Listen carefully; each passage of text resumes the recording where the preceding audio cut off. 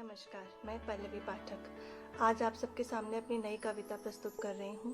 अब मैं संभल गई। आशा है आप सबको पसंद आएगी। सुनो सुनो मत आओ यूं मेरे पास, अब मैं संभल चुकी हूँ। तुम्हारे हर एहसास हर बात से अब मैं संभल चुकी हूँ। अंधेरों से उजाले का सफर तय कर चुकी हूँ। देखो कि मैं संभल चुकी हूँ। उन खोखले अल्फाजों का अब कोई असर ना मुझ पर होगा। उन खोखले अल्फाजों का अब कोई असर ना मुझ पर होगा। भूलना तो कभी तुम्हें चाहा ही नहीं, पर अब मेरी राह का हमसफर न तू होगा। तुम करोगे सवाल कि क्यों मैं बावली सी हुई जाती हूँ, क्यों हर बात को इतना बढ़ाती हूँ। तो सुनो, याद करो वो रात जब घबरा कर अपना डर उठाकर मैं दौड़कर तुम्हारे पास आई थी।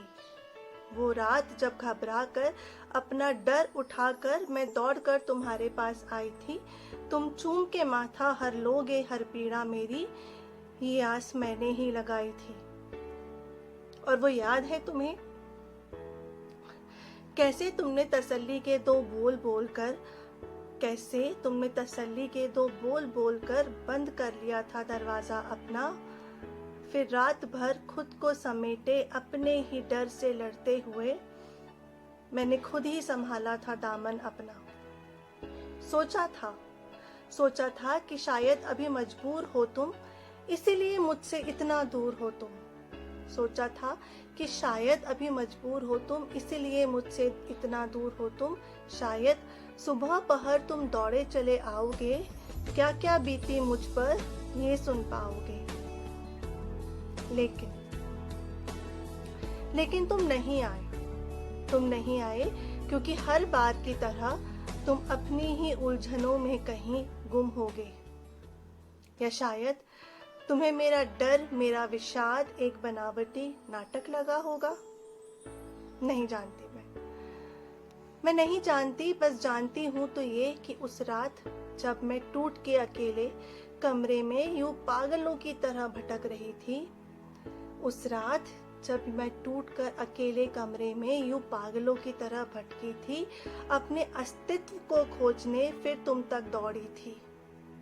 तुम नहीं थे, कहीं नहीं थे। रात के उस सन्नाटे को चीर वो शुष्क आवाज आई थी।